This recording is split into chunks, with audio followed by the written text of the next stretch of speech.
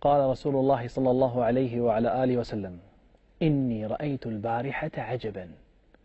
وإذا قال الرسول عليه الصلاة والسلام عجب فهو فعلا عجب. قال: رأيت رجلا من أمتي قد احتوشته ملائكة العذاب فجاءه وضوءه فاستنقذه من ذلك. ورأيت رجلا من أمتي قد بسط عليه عذاب القبر فجاءته صلاته فاستنقذته من ذلك. ورأيت رجلا من أمتي احتوشته الشياطين فجاءه ذكر الله فخلصه منهم.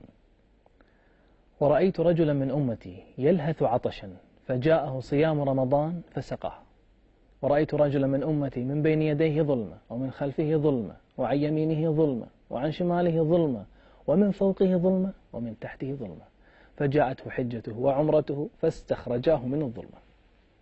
ورأيت رجلا من أمتي جاءه ملك الموت ليقبض روحه فجاءه بره لوالديه فرده عنه.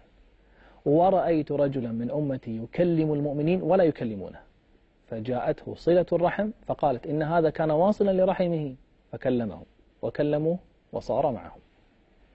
ورأيت رجلا من أمتي يأتي النبيين وهم حلق كلما مر على حلقة طرد فجاءه اغتساله من الجنابة فأخذ بيده فأجلسه إلى جنبي، يعني إلى جنب رسول الله صلى الله عليه وآله وسلم.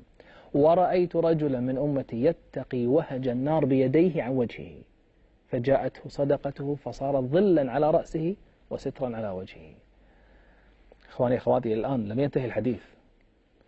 قال رسول الله صلى الله عليه وعلى آله وسلم: ورأيت رجلا من أمتي جاءته زبانية العذاب فجاءه أمره بالمعروف ونهيه عن المنكر فاستنقذه من ذلك. ورأيت رجلا من أمتي هوى في النار فجاءته دموعه التي بكى بها في الدنيا من خشية الله فأخرجته من النار. ورأيت رجلا من أمتي قد هوت صحيفته إلى شماله فجاءه خوفه من الله تعالى فأخذ صحيفته فجعلها في يمينه.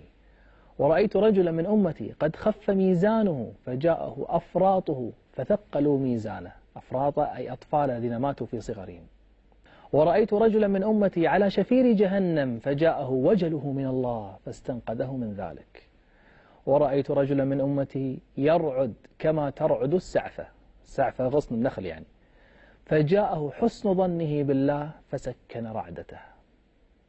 ورأيت رجلا من أمتي يزحف على الصراط مرة ويحبو مرة فجاءته صلاته علي فأخذت بيده فأقامته على الصراط حتى جاز، صلى الله على نبينا محمد وآله وصحبه وسلم. ورأيت رجلا من أمتي انتهى إلى أبواب الجنة فغلقت الأبواب دونه فجاءته شهادة أن لا إله إلا الله فأخذت بيده فأدخلته الجنة. الله أكبر.